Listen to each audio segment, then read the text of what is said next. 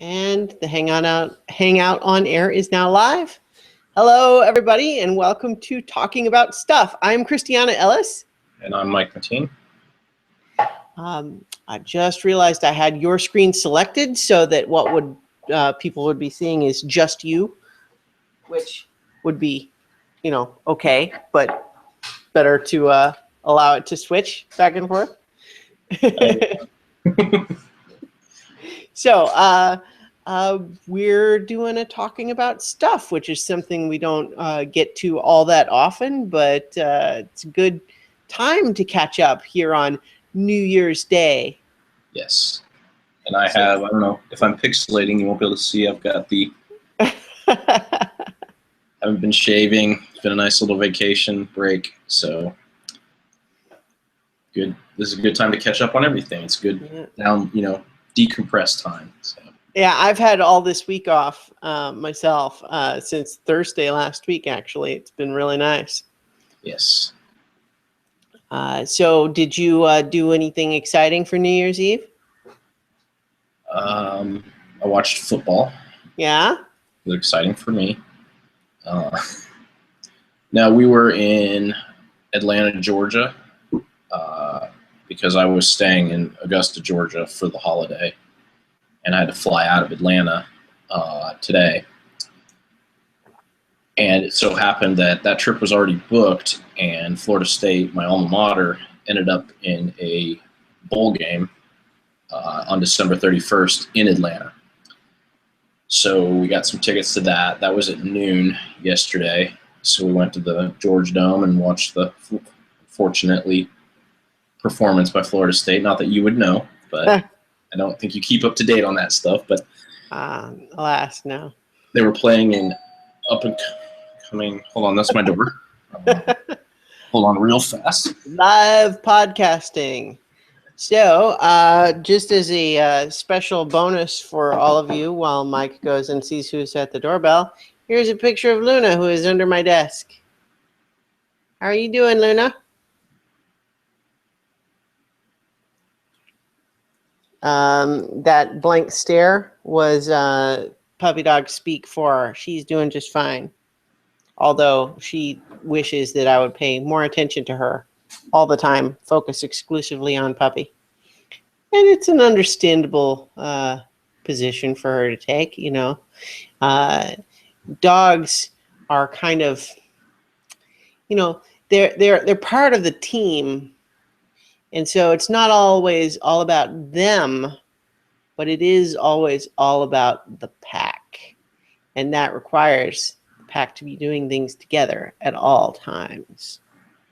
And so, anytime I am to leave the apartment or do anything without her, she's just doesn't understand. It doesn't compute.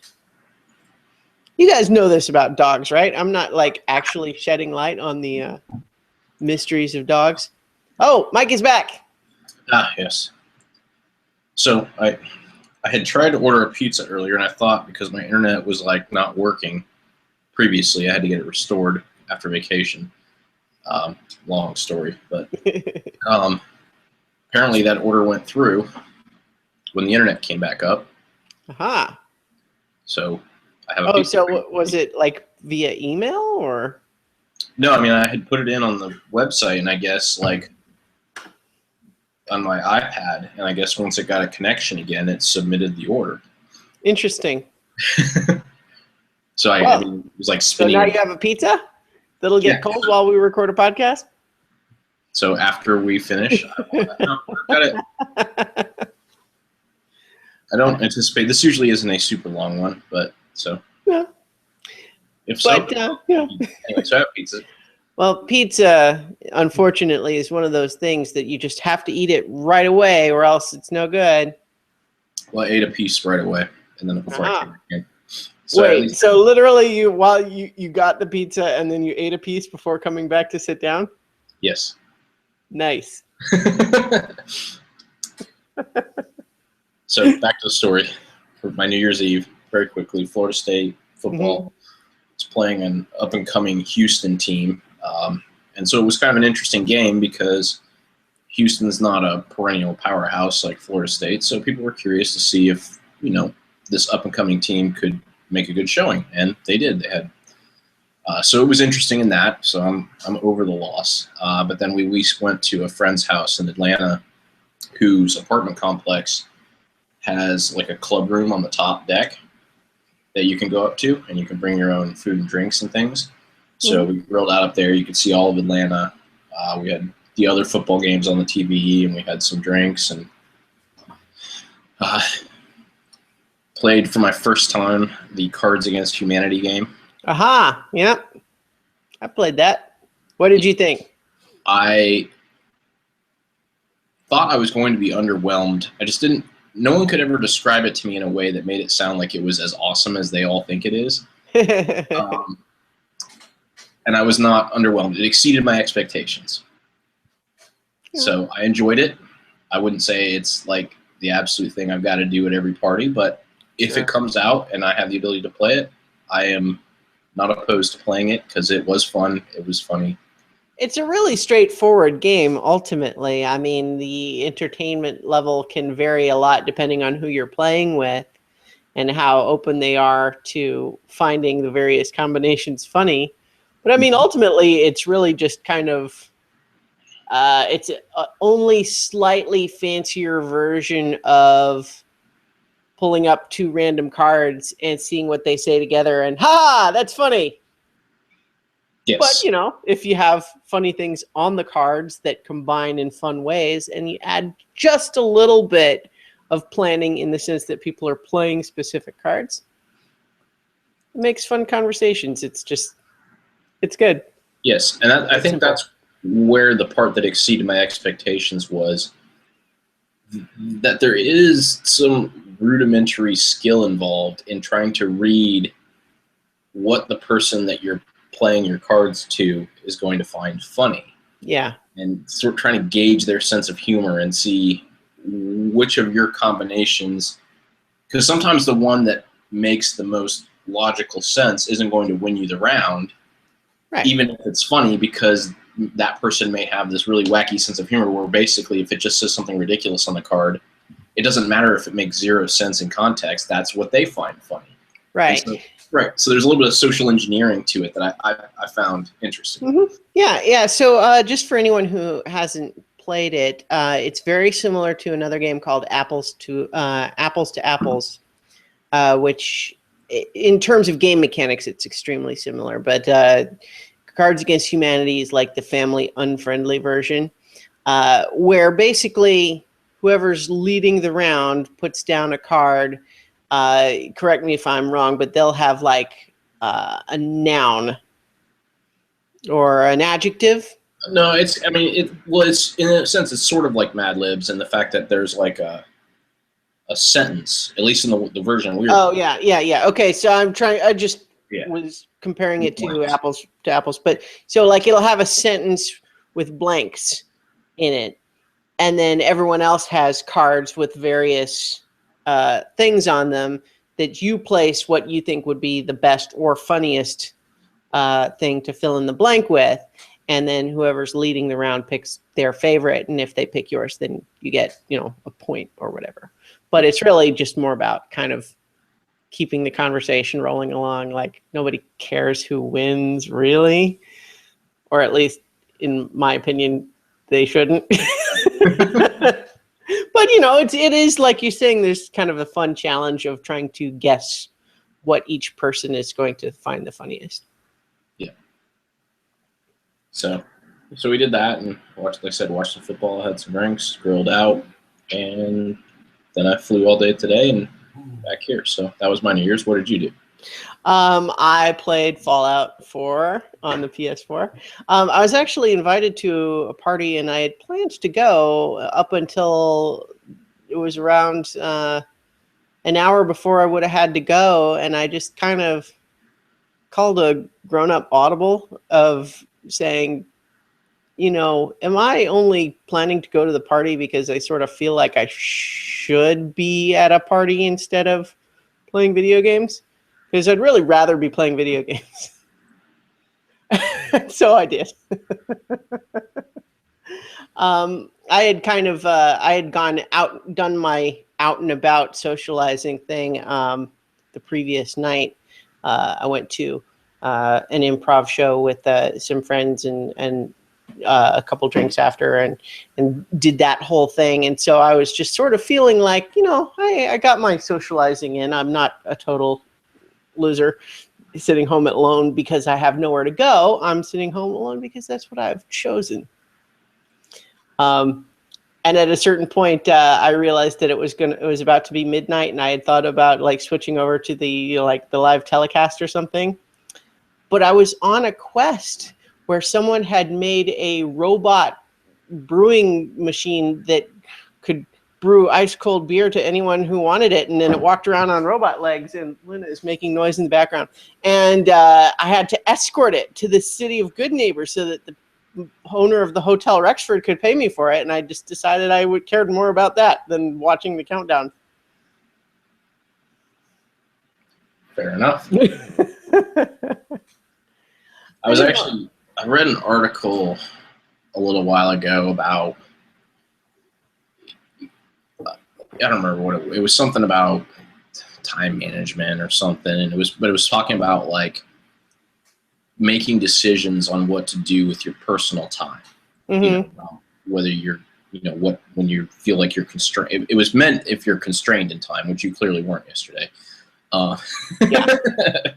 But the idea, the simple idea behind it was that when making a decision about a personal commitment, the answer should either be hell yeah or no. Mm-hmm. Like, so that what you're saying there is if you can't get enthusiastically behind going to that party, then there's no reason to go. Like, don't go out of obligation. Like, that's not a thing you should be doing with your personal time. You should be doing things that you're enthusiastic about.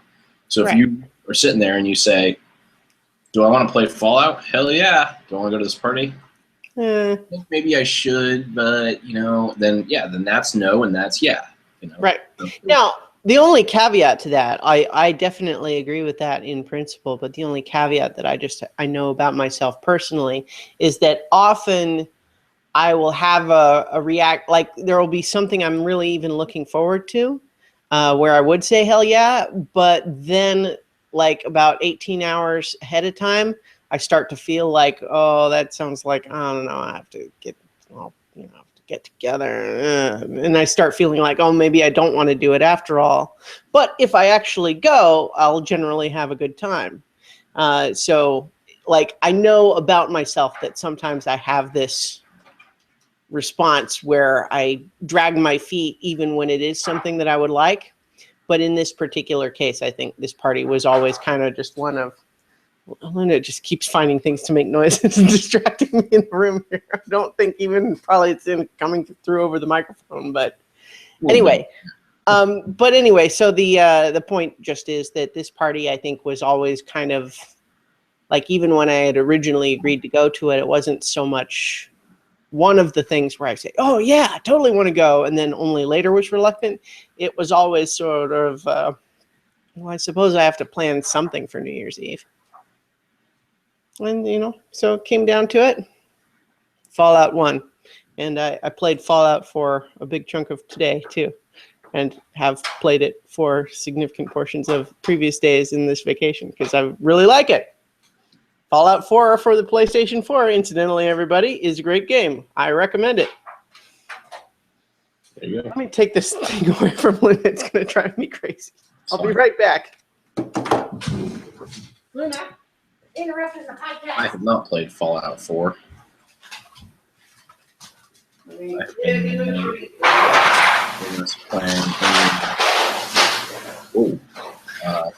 Call of Duty Black Ops 3 multiplayer when I get a chance to play video games. So I'm doing that.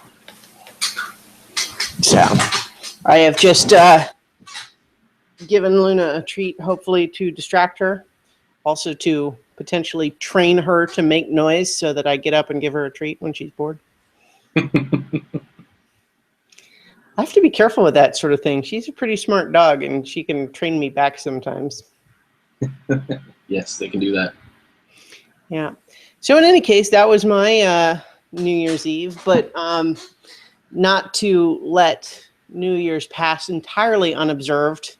I started a new fiction project today, kind of an experiment where Is that where like, you pretend to do a project? What? Is that where like you pretend to do a project? Oh, no. Although that's a good idea. I've got lots of fiction projects.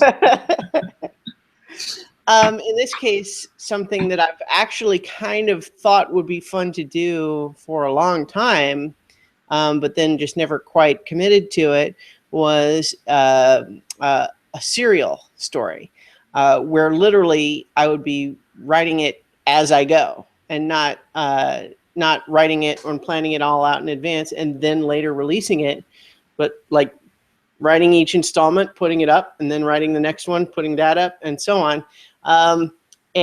So I decided, again, as kind of an experiment, to try doing that every day. So each installment obviously is pretty short, about 500 words, but I'm going to do it every day. Or only one of them is up so far, but the one for tomorrow is ready. How so long that'll go up tomorrow. Are they typically? Well, I mean, there's literally only 2 of them so far.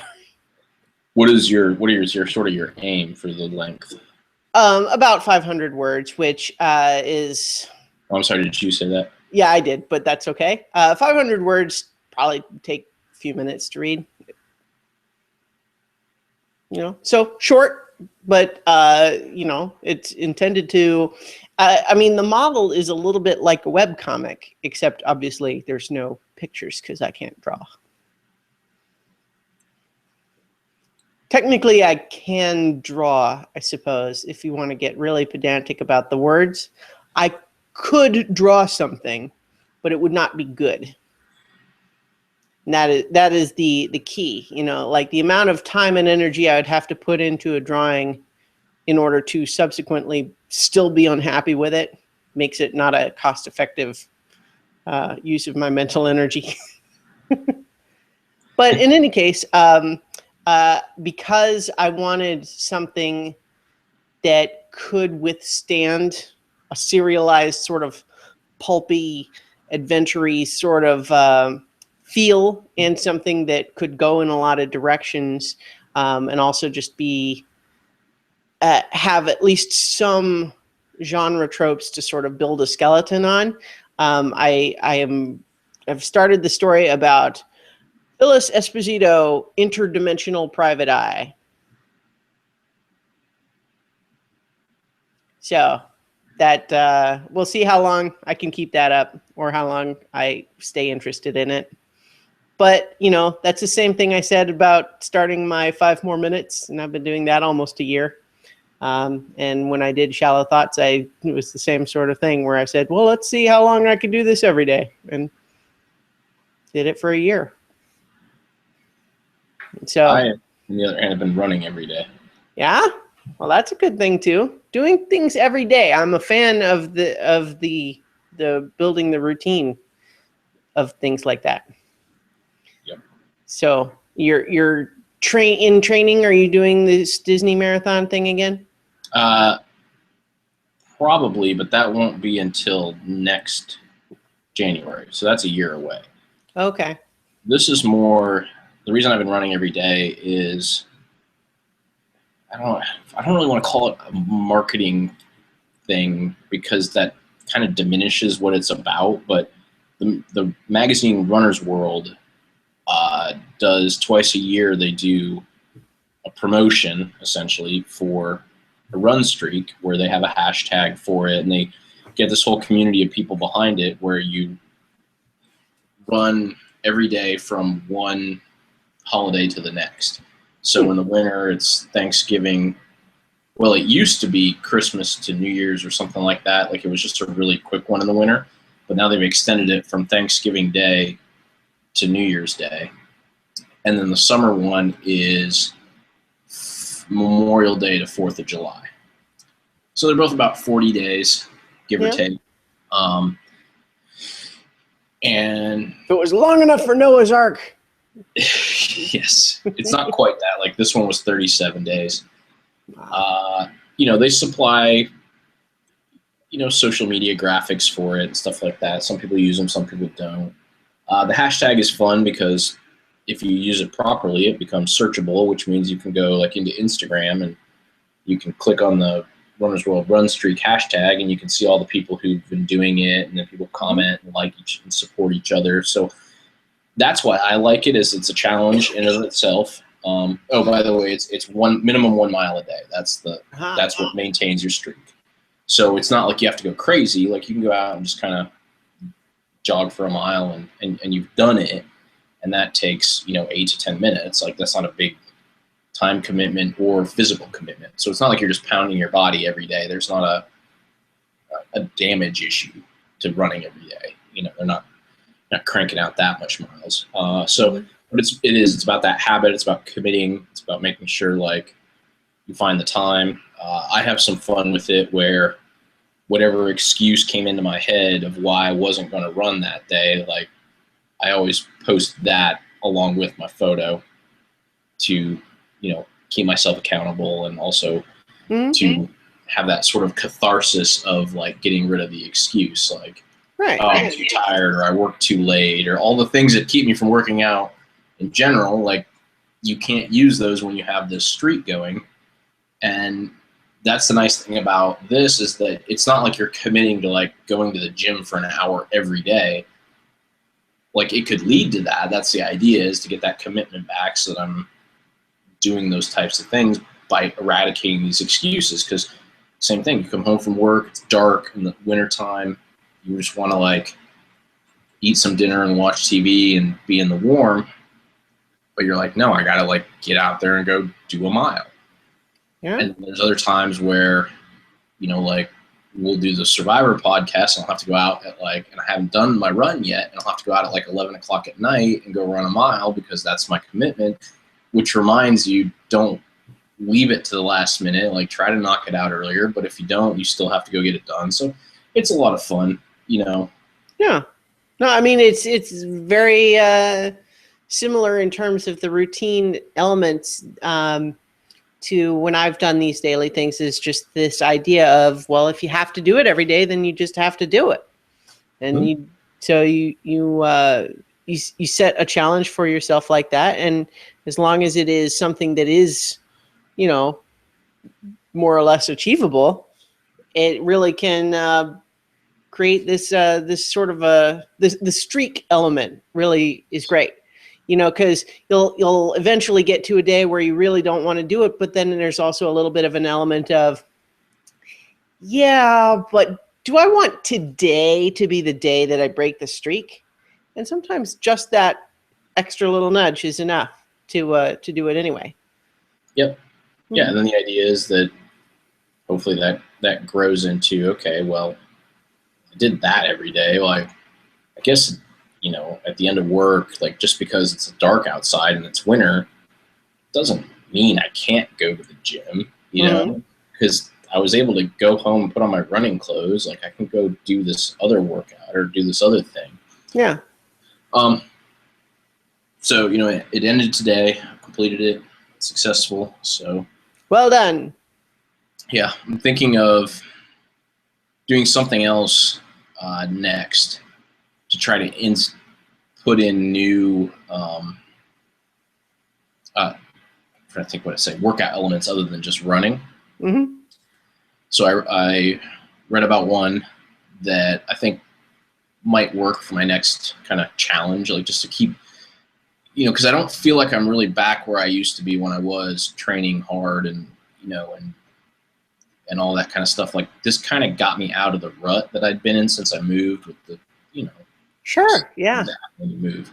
Takes a lot out of you.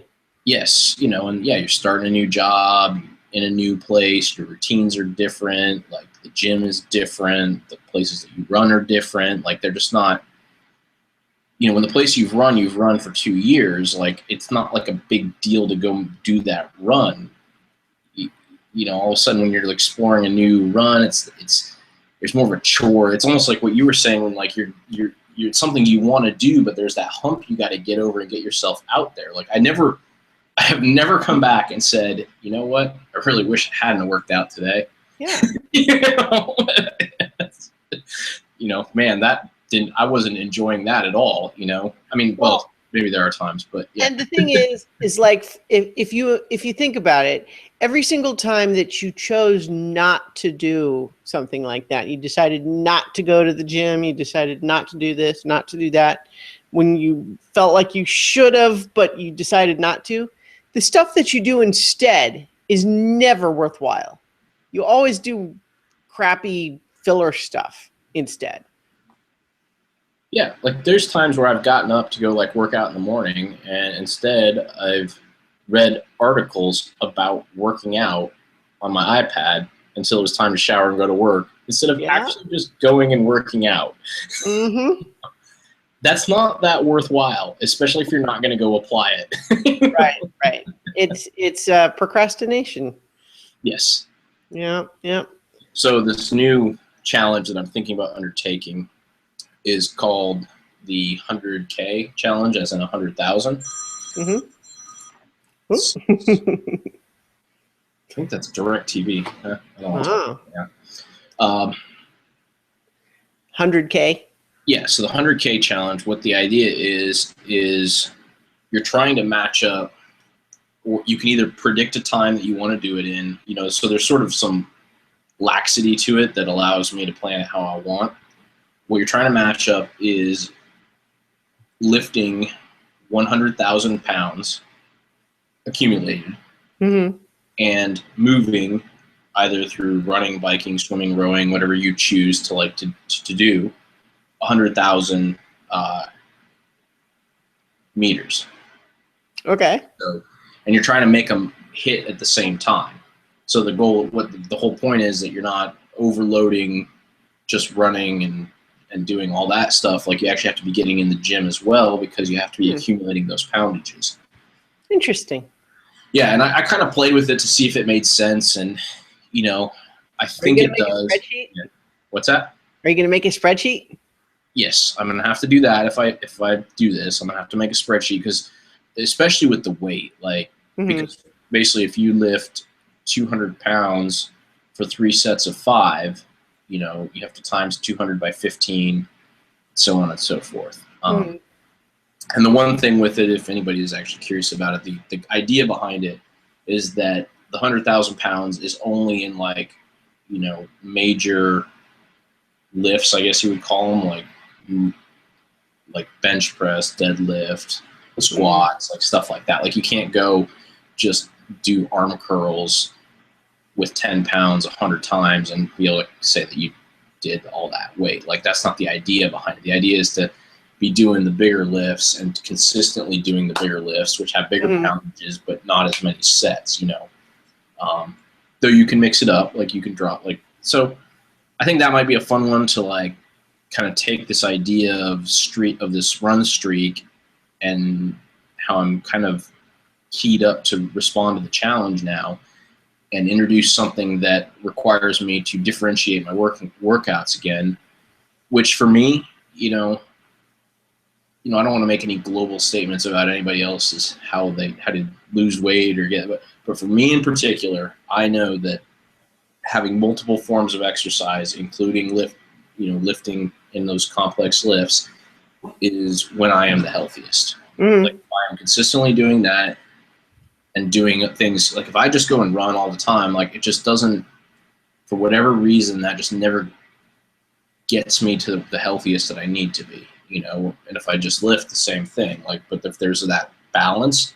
And so when I came across this, I said, you know what, that's something to use that challenge mentality to click myself back into that routine now that I'm in a new city and a new job and I've got my new house. Like, you know, I'm kind of settled now. It's been, you know, months. Use that challenge to kickstart it, and then I'm back in that routine and I'll get healthy again. So, yeah, cool. So I'm more excited about the spreadsheet. Well, no, I mean, I think that's a cool idea, though, especially just the idea of having to try to keep them synchronized to the extent that you can. That it's just an interesting challenge. I mean, I can't help but you'll have to let me know if it ends up feeling like it's the right balance of weights versus running. You know what I mean? Because it's one of those things where the big round numbers sound good, but is that much running compared to that much lifting? Are those equivalent, or do they just pick the same number and it turns out that it's way easier to do one than the other? Yeah, and that's why I tinkered with it a lot before I decided that this is something I was interested in. You know, I kind of ran those calculations, and so it looks like it's probably pretty close if you're not someone who runs extreme amounts. You know, I think the 100,000 is something like 60 miles. Mm-hmm. You know, so if some people can do that in 2 weeks, you know, some people can do it in one, but some non-fanatical people can get that in 2 weeks, and they're not going to get 100,000 pounds lifted in 2 weeks. Like, that's not going to happen. Right.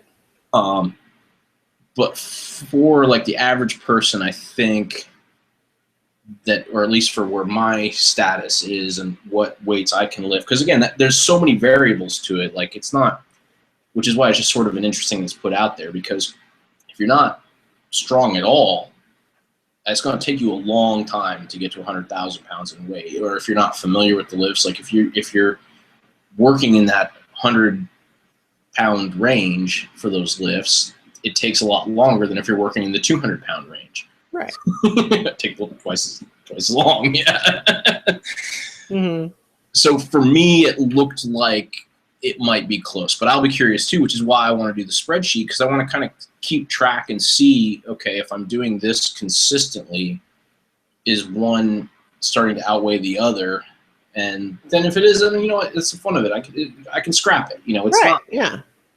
Well, I'm a big believer in trying experiments like that. I mean, it's kind of what was I just talking about earlier, right? You know, it's just try it and see. You know, find out. Maybe you'll really like it. If not, you are not committed to it forever. You don't have to keep doing it if you decide you don't like it anymore. You just you do it as long as it seems fun.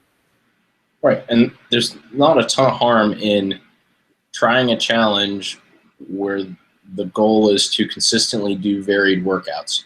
Mm-hmm. Right. And if you start doing that and you realize the challenge doesn't match up with that, but you like doing that, and you're back into doing that, then it still served its purpose, you know? Yeah. Yeah. So. Cool. Yeah. So both trying new things, new positive things for the new year. Yep. Yeah. So there's another important question for you, and that is, have you seen Star Wars? I have not. Okay. Well, we don't have to get into it, but I knew that was going to come. I actually considered saying maybe we should delay having this conversation. Oh, so you can. But, yeah, I'm going to see it. I have not yet. There's just some complexities involved with the person I normally go to see movies with. Wasn't convinced that, you know, they would be able to get it if they didn't watch the other ones, but they didn't want to watch the other ones yet. And then yet, what does that mean? Like, they're not motivated to do that currently. Oh, I see. Currently not interested in watching all the rest of the Star Wars. Fair enough. Not sure if it would be worth it, but also not 100% giving up on the fact that this is probably a pretty cool thing that they want to see. Mm-hmm. So not preventing me from seeing it by myself, but not exactly granting permission. Not permission's not the right, but you know, yeah. Well, she wants to see it, but it feels like the timing isn't right. Right. Well, so if you're interested in my advice, having seen it, and of course, you know, I mean, you know, I've seen all of the others plenty of times, but the point is, this one, I think it would be perfectly okay to see it without having seen the others. Like, you don't have to watch them in order.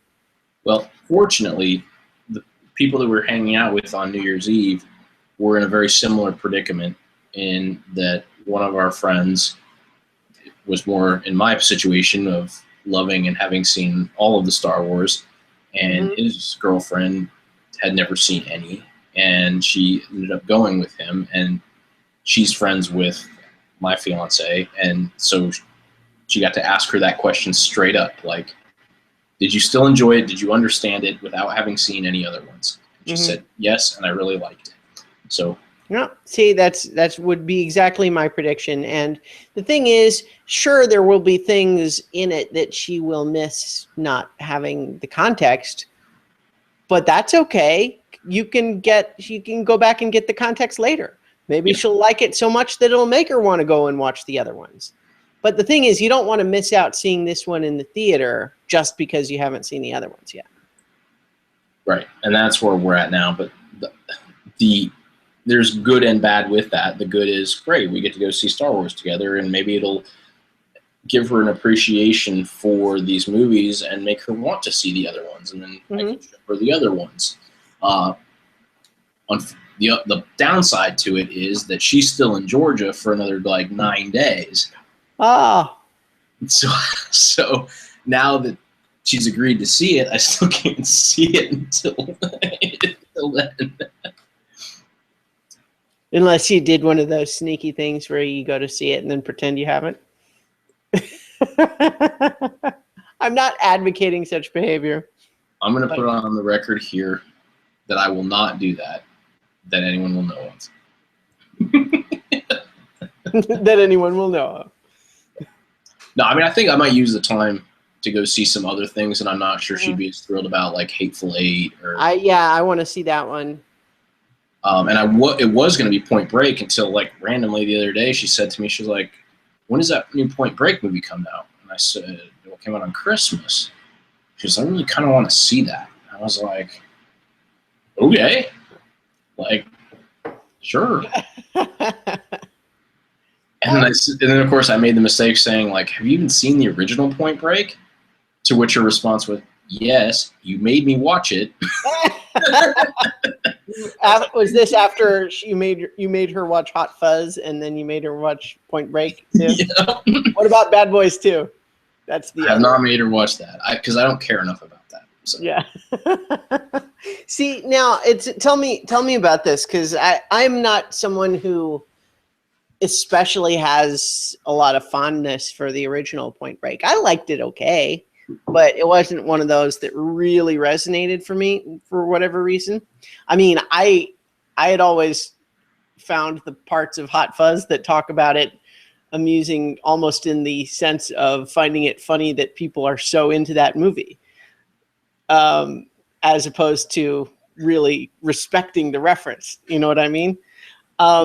Which I don't want to dismiss anyone who's really into it, but would you have considered yourself really into Point Break? I mean, well, that's sort of the thing with it, is you're not really into it. Like, nobody I know is really into it. It's just such a good time. It's so base level in what it is. And this was the thing that concerned me about the new one, is there is something to be said about it's Patrick Swayze and Keanu Reeves, and they're like so in their element in these characters. It's just so, it hit all the notes it was trying to hit and had a lot of really fun stuff in it, which is why I love the Hot Fuzz making fun of people being into it, because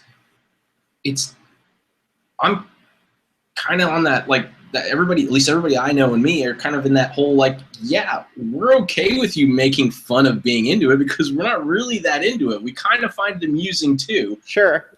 It's just like, they just said, let's make a really fun movie about all this kind of stuff, and yeah. So what then? See, like, I watched the trailer for the new one, and I could not take it remotely seriously, even for an instant, And I got the impression that there's like a little. See, the impression I got watching the trailer is that not even the movie knows whether it's supposed to be tongue in cheek or not. It's kind of trying to have it both ways, is the impression I get from the trailer. And that didn't leave me especially wanting to see it.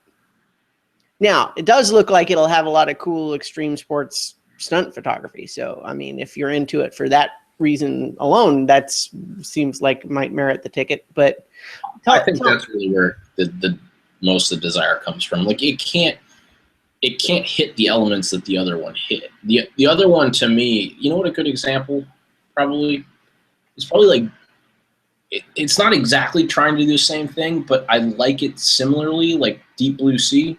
Mm-hmm.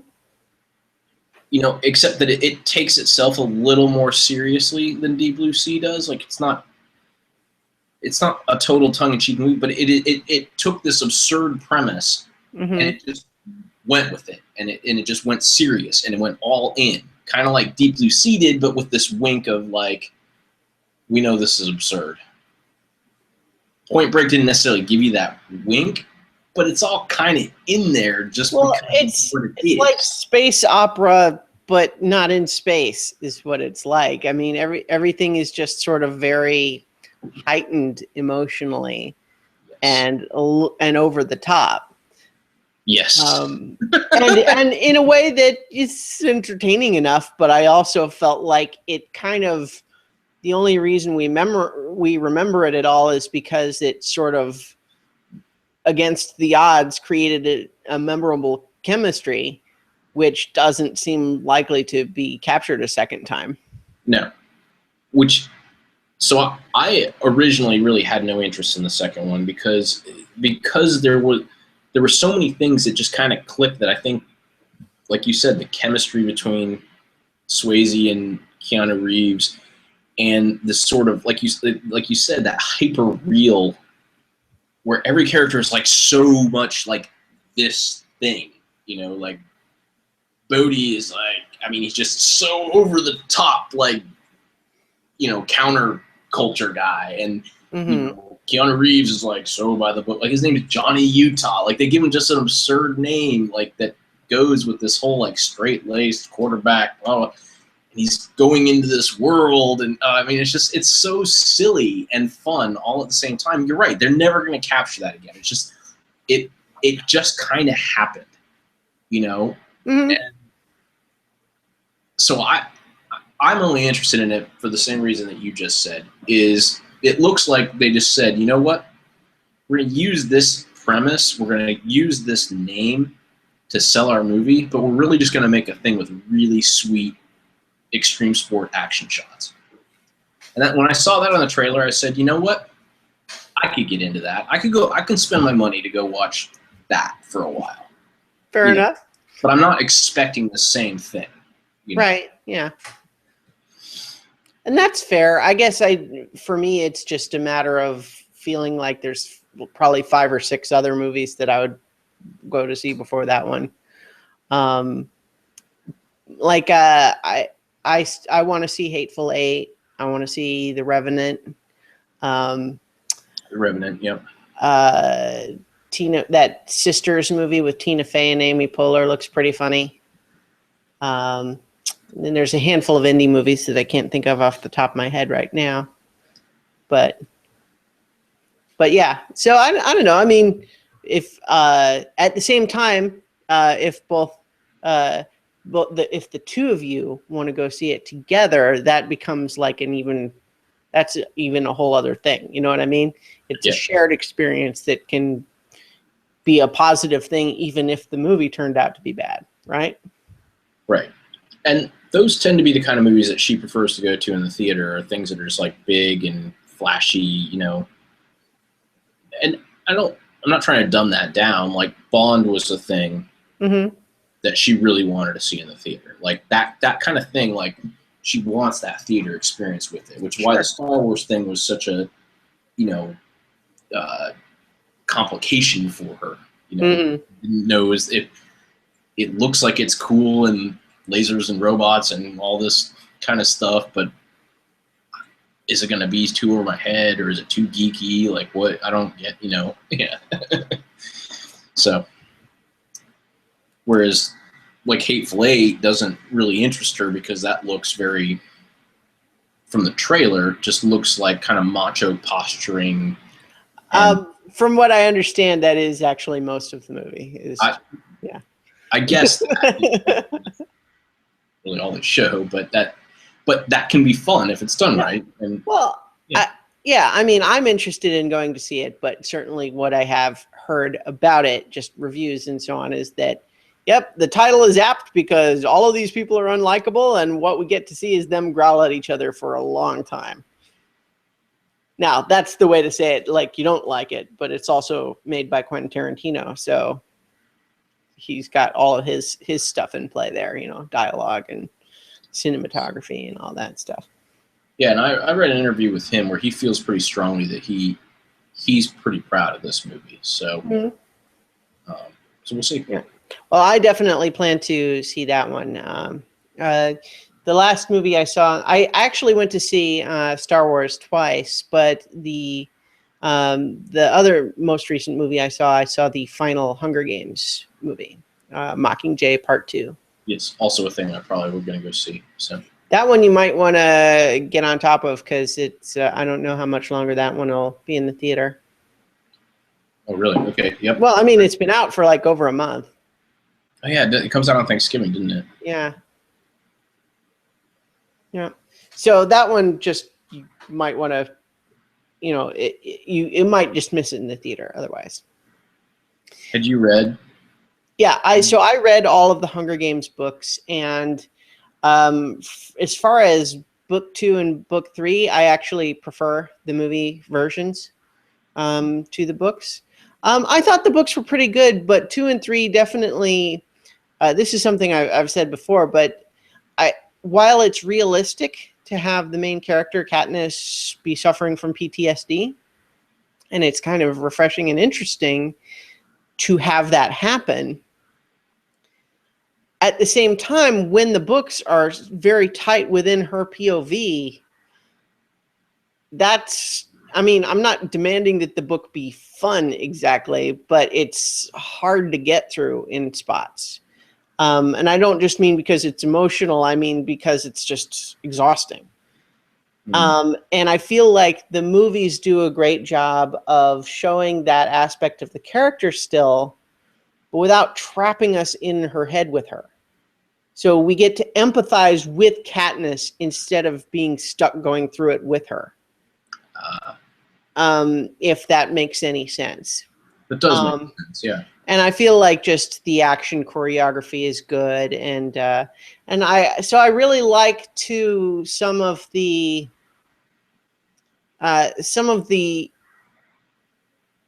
it's not allegory exactly, but just the idea of, I feel like what it's good for is giving like younger people, like a new generation, a story to look to when they imagine real life military conflicts, where it's an example of how saying one side is all evil and the other side is all good is never completely correct.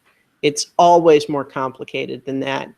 And you're going to have all these other people suffer while manipulations are happening on both sides. And I feel like having a story that expresses that, so even, without getting into like, spoilers of the end of the Hunger Games series, just Katniss's increasing discomfort, even though she is absolutely 100% sure my side fighting against President Snow in the Capitol is absolutely the right side to be on. He definitely needs to go. But her increasing discomfort with how her side feels like it wants to use her to win. And how that all goes, and like what they want from her, and just the messier complexities of real war. Right? And it's and I thought it was just interesting, and I kind of like that it exists as a story. Yeah, I was surprised by how much I enjoyed it. So You read the books too, or? no, I didn't read the books.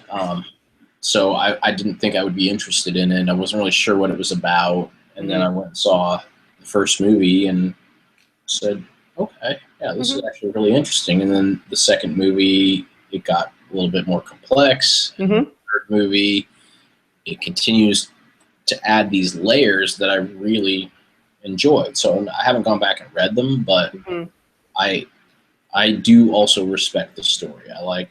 Yeah. Well, and one of the things too that I'm just reminded of, because the story obviously goes in its own direction eventually, we don't, like when Hunger Games first got big, lots of people were jumping on it, its similarities to Battle Royale. But having seen Battle Royale and having read the Hunger Games books, I was always a little bit irritated that people were so quick to make that comparison, because it was really only a very superficial similarity in the sense of having kids fight to the death. I mean, like, that's really the only similarity. Everything else about it is different.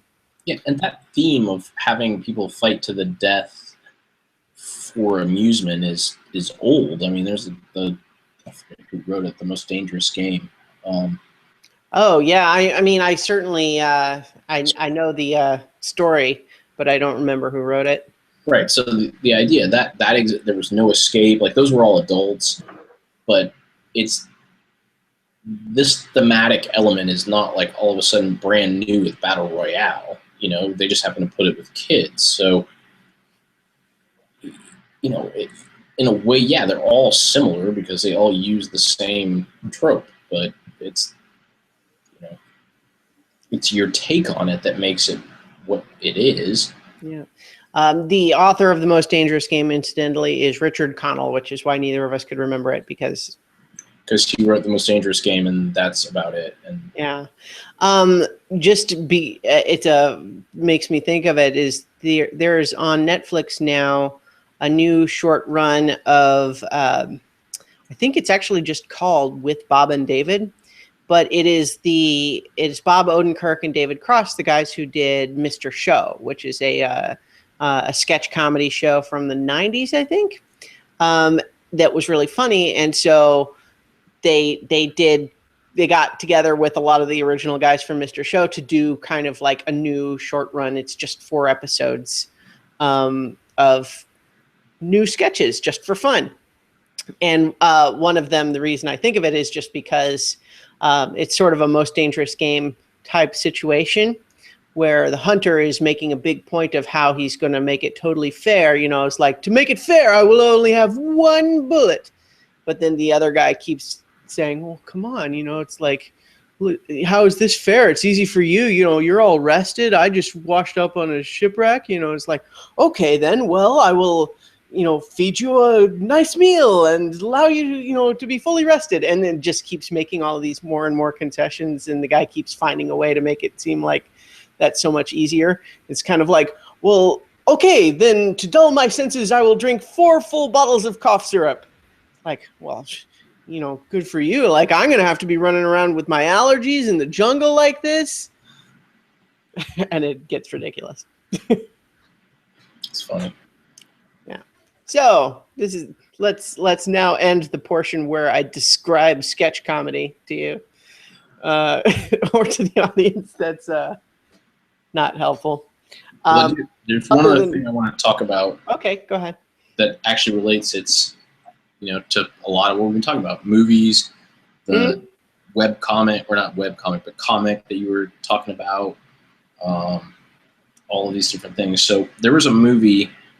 It came out, I guess, well, now it would have been 2 years ago, I think, because I think it came out in 2014, that I was somewhat interested in and never got around to seeing, that came on HBO recently, and I decided to pick up and watch it because I had a mild interest in it, and it turns out it is now one of my favorite movies of all time. I've seen it 6 times in, like, the last month. Like, every time it comes on HBO, I watch it. That movie is The Kingsman. Oh, okay. See, now this is one that I have not seen yet, and yet it's not one out I would of. have thought you would have seen. Yeah. Well, it's certainly one that I had interest in, and I just never kind of Right. made it happen. Right. So you ended up in the same place I was until I finally watched it. Right. I was just, I mean, it's one of my favorite movies. Yeah. I'd heard good things. It's amazing. And if you like, you like Lock, Stock, and Two Smoking Barrels? Oh, sure, yeah. Yeah, Layer Cake is probably the better barometer. Did you ever see Layer Cake with? Yeah, Daniel Craig before he was Bond. Daniel Craig before he was Bond, because that was the one that was actually directed by the guy by Matthew Vaughn, who has worked and produced Lock, Stock, and Two Smoking Barrels and Snatch. Didn't he do Wanted also? I think he did do that also. But this clicks back more to that, And so he was on the team of those other movies, so he's part of that brain trust. But he actually directed Layer Cake, and then he directed The Kingsman, which is based on a comic that's sort of, again, it comes back to like the other thing we were talking about with Point Break, where it's and Deep Blue Sea, where it's a joke about spy movies, but it's done seriously, but also still webcomic-y. Like it has still the Scott Pilgrim versus the World and the I can't think of it. Sucker Punch, like that. Or Kick-Ass. Kick-Ass, yeah, like that. Like there's that whole like ridiculous fight scene aspect to it in a spy movie that is done with mostly nobodies, as the main, and obviously Colin Firth's in it and Michael Caine, but they're characters, like they're not the drivers of the story, and it is just absolutely phenomenal because it hits all the right notes, at least for me. It hits that, man, you have made. It's not Austin Powers spoof of Bond movies. It's like we're gonna take and we're just gonna put that kind of twist on like a Bond movie, and they just nail it. And everybody's so good at it. Samuel Jackson is phenomenal as the supervillain. He has like, and they have all the pieces like Austin Powers made fun of, like all the things that Austin Powers like overtly called out, like you have to have like this super villain layer, and you have to try to kill me in this really elaborate way, and have this plan against all of humanity. Like all that stuff exists, but they take it dead serious, even though it's so ridiculously over the top, and it's a joke on those things. That's cool. I'm hearing an echo of myself all of a sudden. Hopefully that will. Okay, seems like it's mostly gone now. I'm not sure where that came from, but anyway, yeah, I'll definitely check it out if you saw it on HBO. Yeah, it's on HBO. Yeah. Still hearing the echo of myself. Yeah, so I'll check that out because it was definitely one, like I said, that I had interest in. I just never made it happen. I've been, I guess I was really sort of consciously feeling behind on TV for a while. So I was sort of studiously not watching unnecessary things for a while. You know what I mean? Yeah. Although I was still playing a lot of video games, so it was really kind of a irrational approach. But but yeah, so I'll check that out. The thing that I have recently discovered is not remotely new, but I was sufficiently excited by Star Wars that I started watching the Star Wars Clone Wars cartoon. Yes. I think I saw some tweets or whatnot about. Yeah, well, because I had lots of people tell me that it was actually surprisingly good. And I had never really watched more than like a clip here, a clip there. And so I decided to actually just start watching it, and it's all on Netflix, thankfully. And it's a weird show because on the one hand, it has lots of elements that seem like they're for 5-year-olds. Not lots, but some. But then a lot of the plots are surprisingly nuanced and sophisticated. The action is intense, and they kill people left and right in that show. Mostly clone troopers. They might as well be wearing red shirts. But people just die frequently in that show. And I don't mean the sort of I don't just mean like a spaceship blows up and you're meant to assume that they die, or or someone gets shot but you assume they're probably okay, or a fighter gets blown up but you see parachute.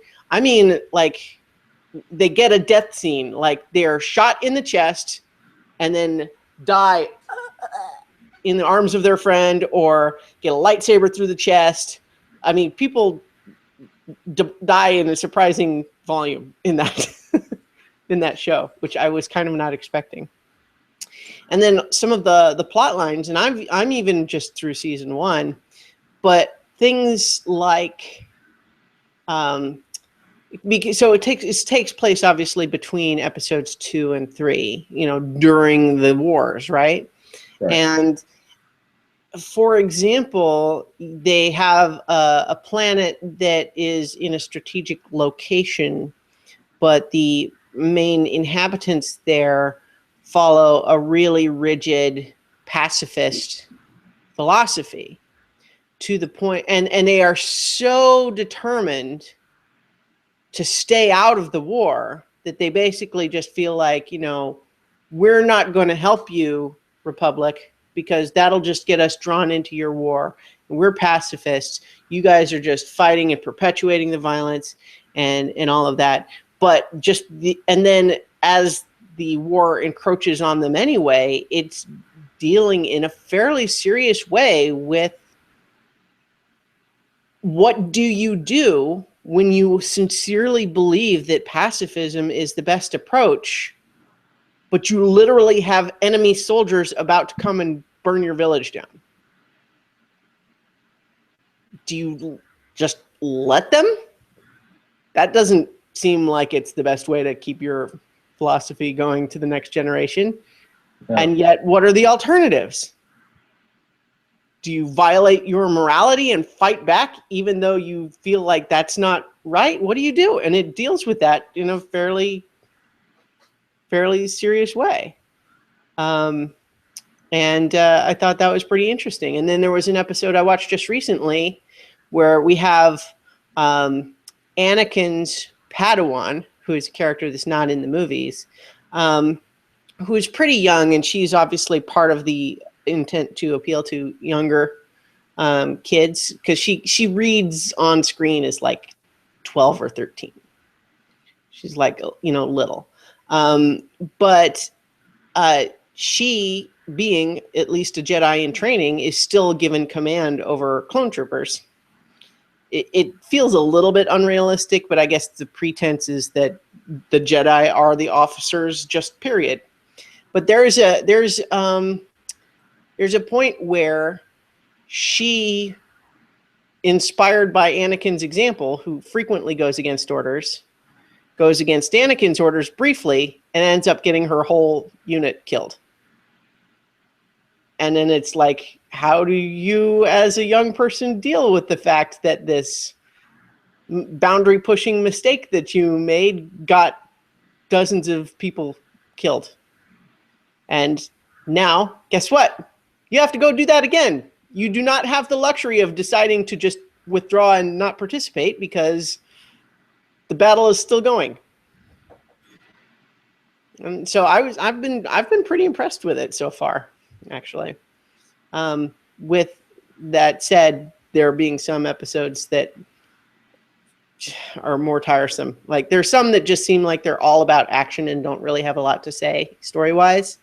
And then there are some where it's like, yeah, let's have Jar Jar be super clumsy and yet have every single pratfall he does accidentally get lucky and do exactly the thing that he wanted to do. It's like a lot of the episode 1 type stuff. So there's that stuff mixed in too, which is why it just feels like a weird show. It has this stuff in it that feels like, who is this show for? You've got the people writing the plots and the drama and the character drama, that are kind of forced to drag along some of these other childish elements to it. But I'm enjoying it, and given that it's all on Netflix, that's it's easy enough to watch. It is. Yeah. Although you have to start with the movie, which is not clear. I mean, you could start. So there's a Clone Wars animated series movie that precedes the series, and that's where you're introduced to Anakin's Padawan, and you might be confused about that otherwise. Okay, well, that's good to know. Yeah.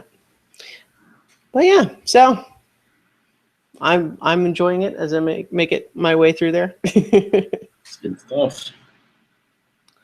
All right, so this might be a fine time to bring this particular episode to a close, unless you have any additional stuff you want to get to. Nope, I've just been as long as I got the Kingsman thing in there, because I'm propagating that to everybody I know. Like, that is, I am over the moon, as they would say, about that movie. It is, it's solid, and I can't wait till you see it, because I will watch it tonight. How about that? I almost want to like do watch a movie with you. There's some scenes where I'm really curious, like your take on them, because I went into them like, is this really happening? Is this what this is? What? That just really? Well, we can perhaps discuss that off broadcast. But we could maybe we could I'll watch it, and then we can explore if we want to do any additional discussion. Okay. All right. So yeah, when I said watch a movie, I actually meant off podcast. I meant yeah. Okay. Well, that's fine. But either way. But let me just wrap up the episode, and then we can discuss that further. Okay. So thank you everybody for watching. Remember, you can find the video of this on YouTube and at ChristianaEllis.com. ChristianaEllis.com is where the audio version will go up, and it's also where as I previously mentioned, my new fiction serial will be posted daily. So check that out, and we'll talk to you later. Good night. Once again, the audio people won't be able to hear you when you just give the okay. That's what I do. All right. Good night, everybody. Good night.